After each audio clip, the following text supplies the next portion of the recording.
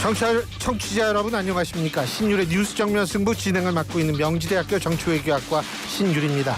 지금 현재 여당 전당대회 경선 결과가 지금 발표되고 있습니다. 그렇기 때문에 국민의힘 청년 최고위원까지 발표가 됐는데요.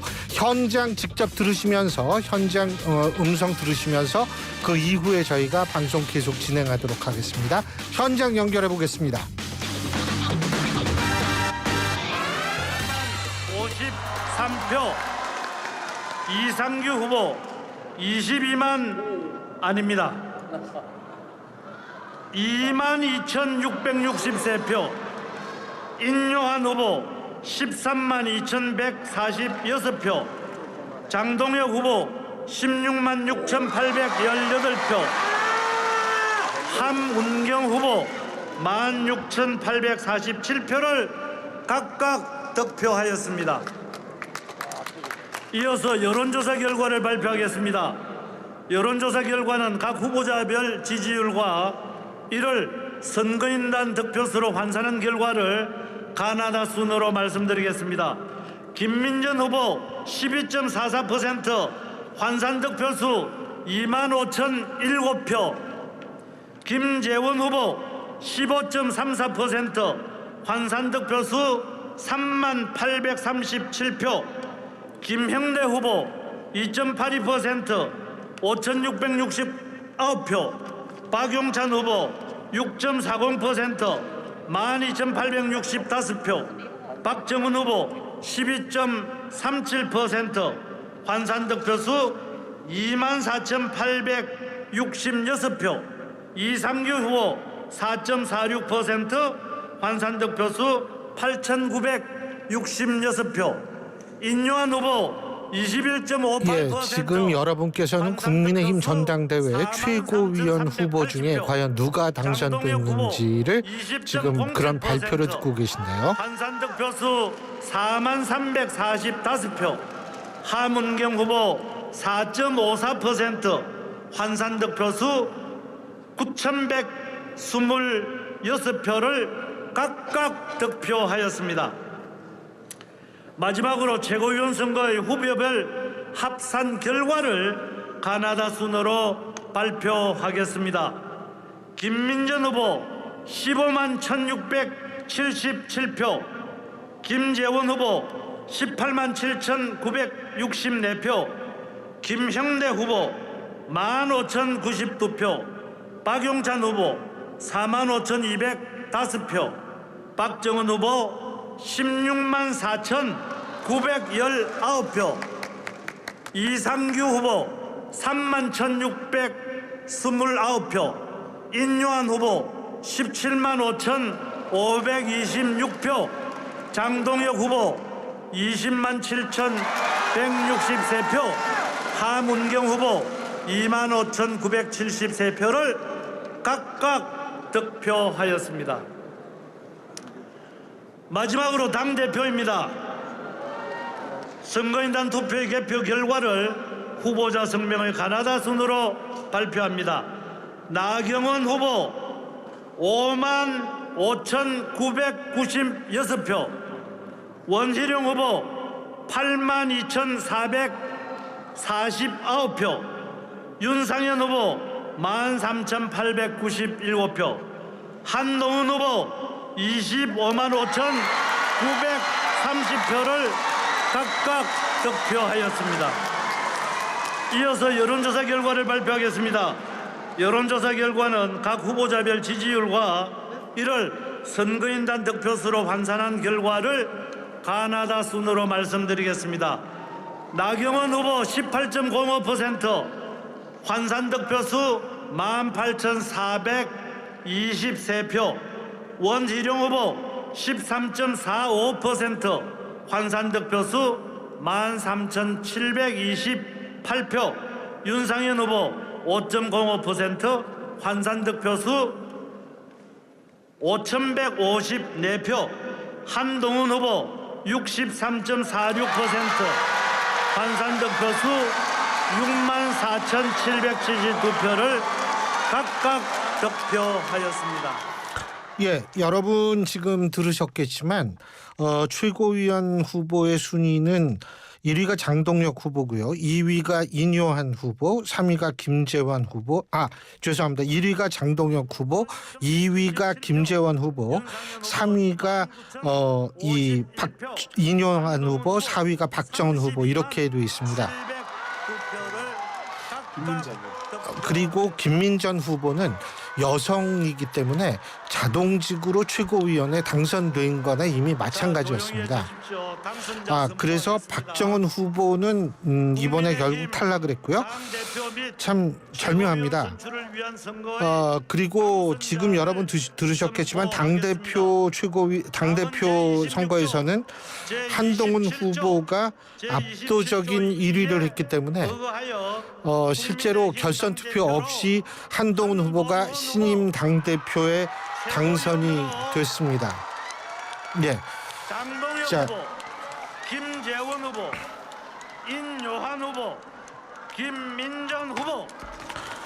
예, 다시 한번 말씀드립니다만은 1위를 한 장동혁 후보, 다음에 2위를 한 김재원 후보, 3위를 한 인요한 후보, 그리고 여성 최고위원직 지명한 거의 된 거죠. 김민전 후보, 이 네 분이 최고위원으로 당선이 됐고요. 그리고 여기에 더해서 청년 최고위원으로는 진종호 후보가 당선됐습니다. 그리고 거듭 말씀드리지만 당원 같은 경우에 나경원 후보가 5만 5천 표가량이고요. 원희룡 후보가 8만 2천 표, 그리고 윤상현 후보가 1만 3천 표, 한동훈 후보가 25만 표. 그리고 이것은 당원 투표입니다.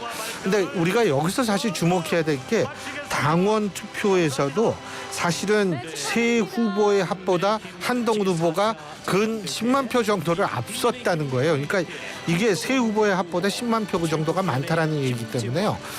한동훈 후보가 당원들한테도 압도적인 지지를 받았다 이렇게 볼 수 있습니다. 다시 말해서 당원과 여론조사 결과가 상당히 비슷합니다. 자, 한동훈 후보 당선 소감을 이제 들어보도록 하겠습니다. 경남, 제주 지역 청년 당원들이 전달해주고 있습니다.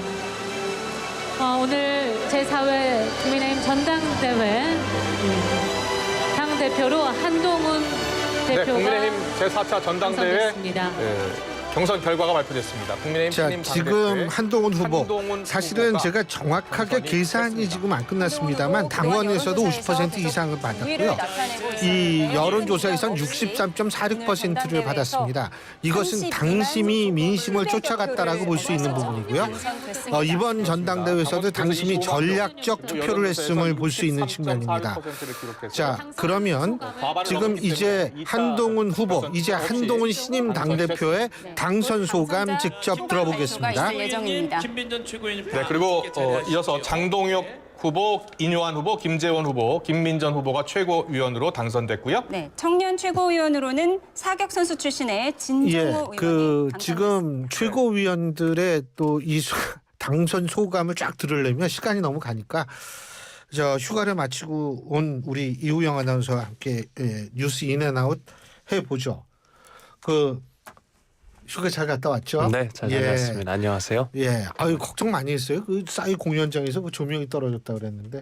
네, 정확히는 가구역에서 떨어졌고요. 저는 나구역에 있었습니다. 그렇군요. 네. 그렇군요. 그리고 다행히 그 떨어지기 직전에 많은 분들이 뒤로 피하시고 무대에 있던 정말 가수들도 다행이에요. 모두 피했기 때문에 다행이었습니다. 그래요. 네.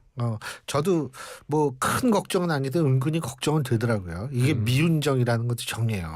네, 그래서. 네.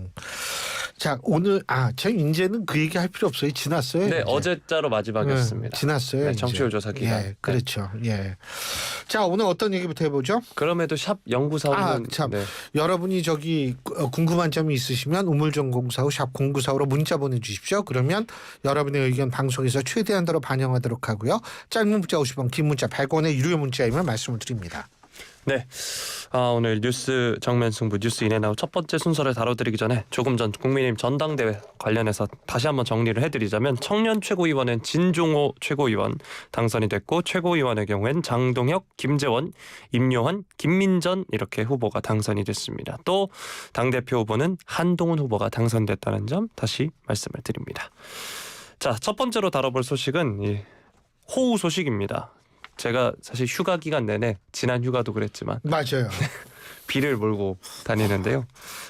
밤사이 강원과 경기 인천 지역을 중심으로 강풍을 동반해서 정말 많은 비가 내렸습니다. 또 오늘 그러다 보니까 곳곳에 도로와 주택이 침수되고 정전 고립 피해가 속출했는데요.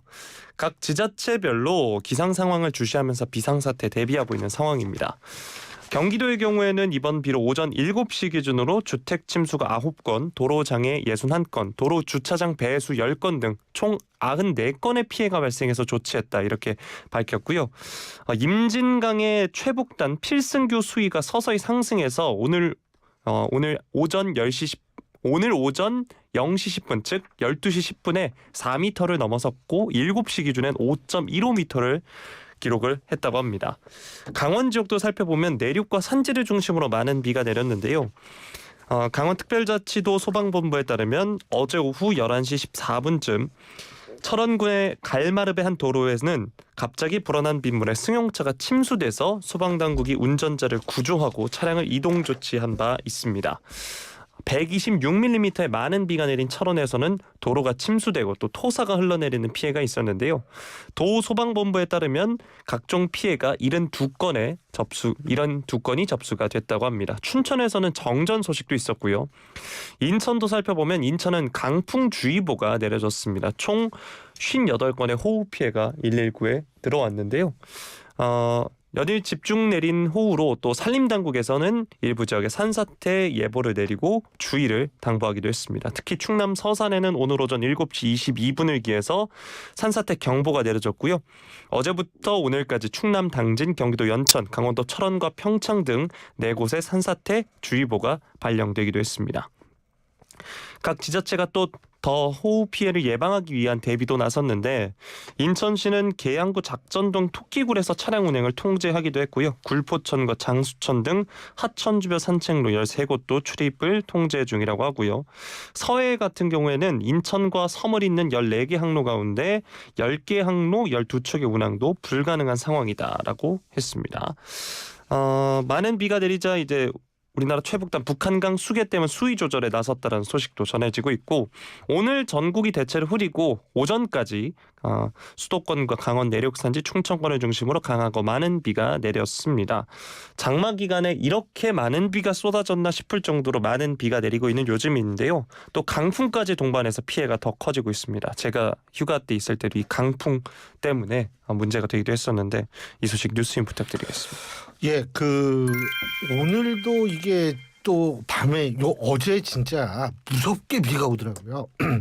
그런데 이게 막 집중적으로 비가 내리다가 또 이게 한 30분 지나가다가 또 잠잠해지고 이러는데 이 집중호우 저는 사실 이번 장마뿐만이 아니라 이번 여름 지나면 정부에서 종합적인 좀 대책을 마련했으면 좋겠어요. 제가 거듭 말씀드리지만 비정상이 정상처럼 돼버린 이런 상황에서는 준비하는 수밖에 없습니다. 그래서 좀 준비를 했으면 좋겠다 이런 생각이 들고요. 어쨌든 여러분 만전에 정말 만전을 기하시기를 부탁드리겠습니다. 예. 네. 자, 다음 소식 살펴보도록 하겠습니다. 이원석 검찰총장 오늘 서울중앙지검의 김건희 여사 비공개 조사와 관련해서 원칙이 지켜지지 않았다면서 국민들께 깊이 사과드린다 이렇게 밝혔는데요. 오늘 대검찰청에서 기자들을 만나서 예외도 성역도 특혜도 없다고 말씀드렸습니다만 대통령 부인을 조사하는 과정에서 이러한 원칙이 지켜지지 않았고 결과적으로 국민과의 약속을 지키지 못했다라고 하면서 일선 검찰청에서 어떠한 보고도 받지 못했지만 일선 검찰청을 제대로 이끌지 못한 것도 모두 제 책임이다라고 했습니다. 거치와 관련해선 제가 할 수 있는 일을 최선을 다해서 하고 그것이 부족하다면 그때 제 거치에 대해 판단해 보겠다라고 해서 당장 물러나진 않겠다 이런 뜻을 밝혔는데요. 이게 지난 주말에 전해진 소식이었죠. 서울중앙지검 수사팀이 서울 종로구 대통령경호처 부속청사에서 김 여사 조사를 진행을 했습니다. 10시간이 지난 후에야 이 총장에게 보고해서 총장 패싱 논란이 불거진 건데요. 이 총장은 어제 오전 이창수 서울중앙지검장으로부터 자체 판단으로 비공개 대면 조사를 진행했다는 보고를 받은 후 대검 감찰부에 진상을 파악하라 이렇게 지시를 했습니다. 이 지검장은 이 총장에게 이 경위가 어떻게 됐든지 간에 보고가 늦어진 것에 대해 죄송하게 생각한다 이렇게 말을 했다고 하고요. 대통령실은 검찰 내부 문제다라면서 공식 입장 표명을 삼갔다고 합니다. 자, 근데 이게 동아일보 단독으로 전해진 소식인데 대통령실 고위 관계자가 이 통화에서 보고를 했든 패싱했든 그건 검찰 내부의 문제다라고 하면서 총장이 정치하려고 그러는지 이해가 안 간다. 규정에 맞게 수사했는데 자꾸 예. 문제 삼는 이유를 모르겠다. 이렇게 비판을 했습니다. 예, 제가 어제도 이 부분에 대해서 좀 말씀을 드렸는데요. 이것이 글쎄 검찰 내부의 갈등이라는 것이 대통령실의 입장인데 중요한 거는 검찰 내부의 갈등일 수도 있지만 국민들이 과연 이 부분을 그렇게 바라볼까 하는 문제는 전 별개라고 생각합니다. 제가 거듭 말씀드립니다만 정치는 팩트, 사실의 영역이라기보단 정치는 인식의 영역인데 국민들이 지금 이 상황을 어떻게 바라볼까라는 측면을 사실은 좀 생각을 해봐야 될 것 같고 저는 어떤 생각이 드냐면 지금 그 국민의힘 전당대회가 끝났잖아요. 국민의힘 전당대회가 끝났는데 이 국민의힘 전당대회에서 선출된 최고위원이라든지 아니면 당대표라든지 이런 분들이 좀 생각을 해야 될 게 뭐냐면 이 정치라는 건 인식의 영역이기 때문에 지금 현재의 정권 그리고 현재의 여당을 국민들이 어떤 시각으로 지금 인식하고 있는가를 먼저 생각했으면 좋겠어요. 그러기 위해선 여론의 반응성을 굉장히 높여야겠죠. 근데 그렇게 되리라고 생각을 합니다만 글쎄 그거는 제가 어떻게 될지는 잘 모르겠어요. 한번 지켜봐야 되는 거고요. 그리고 제가 아까도 말씀드렸지만 당심이 민심을 쫓아갔다라는 이 부분 한번 잘 이 대통령실 이런 쪽에서 생각을 해볼 필요가 있지 않을까라는 생각이 듭니다. 예. 네. 자, 그럼 다음 소식 살펴보겠습니다. 김영란법으로 많이들 알고 계시는 청탁금지법의 식사비 한도가 2만 원 높아져서 5만 원으로 높아진다 이런 소식인데요. 예. 국민권익위원회가 어제 청탁금지법상 식사비를 3만 원에서 5만 원으로 상향하는 청탁금지법 시행령 개정안을 의결을 했습니다. 20년 전 기준으로 정해진 식사비 한도를 물가 상승률 등을 반영해서 현실화한다 이런 취지인데요. 청탁금지법이 2016년에 시행됐으나 식사비 한도는 2003년에 제정된 공무원 행동강령을 적용했습니다. 이게 보면 공직자 등의 금품 수수를 원칙적으로 금지하면서 원활한 직무수행, 사교, 의뢰 등의 목적으로 제공되는 3만 원 이하의 음식물과 15만 원 이하의 농축수산물 선물을 예외적으로 허용을 하고 있습니다. 이래서 정치권을 중심으로 20여 년 동안의 물가 상승 등을 반영해 식사비 한도를 현실화해야 한다 이런 지적이 이어져 왔는데요. 다만 권익위는 농축수산물의 선물 가액을 30만 원으로 인상하는 안건에 대해서는 회의에서 결론을 내리지 못하고 추후 논의를 이어가기로 했습니다. 자, 이에 대해서 뉴스 임팩트 드리겠습니다. 간단히 얘기해서 이른바 김영란법 청탁금지법이 3만 원, 5만 원 올리는 거는 단순하게 식사비를 현실화한다는 의미보다도 지금 사실 이 요식업이라든지 이런 쪽에 종사하시는 분들 굉장히 이 3만 원 때문에 여러 가지로 스트레스 받으신 분들도 많은데 그런 거를 어느 정도 현실화돼요. 근데 사실은 식당 업계는 아직 멀었다라고 얘기를 하거든요. 근데 사실 삼겹살 1인분도 얼마인지 알아요? 식당에서? 냉삼이요, 생삼이요? 냉삼은 조금 싸죠. 네. 생삼은 얼마예요? 냉삼은 11,000원에서 13,000원 정도 하고요. 생삼의 기준으로 12,000원에서 18,000원 정도 합니다. 그죠? 네. 그러면은 18,000원에다 전문가 같네요. 전문가지. 네. 소주 한 병을 시켜서 둘이 먹었어요. 네. 예? 소주가 5,000원이잖아요. 그러면은 청담동은 8,000원 막 이렇습니다. 네. 소주가 양주가 됐네. 저희 동네 2,000원짜리도 있고. 저희 갔는데 어디 갔더라? 어디 진짜 2,000원. 네. 그게 공덕 쪽에도 2,000원짜리 있더라고요. 네. 근데 그렇게 되면 뭐 3만 원 후딱 넘어가죠. 그러니까 이거 현실화시킨다라는 건 바람직한데 가장 중요한 건 부정과 비리, 부패를 없애겠다는 거 아니에요? 그거는 없애야죠. 근데 3만 원에서 5만 원 올렸다고 이게 없어지느냐 하면 그건 아니거든요. 3만 원짜리 먹으면 부정부패 안 하냐? 그건 아니니까 제가 볼 땐 좀 더 현실적인 어떤 조치가 필요하지 않을까라는 생각이 듭니다. 오늘 여기까지 하죠. 수고하셨습니다. 고맙습니다. 예, 지금까지 이호영 아나운서였습니다. 안녕하세요. 배우 남궁민입니다.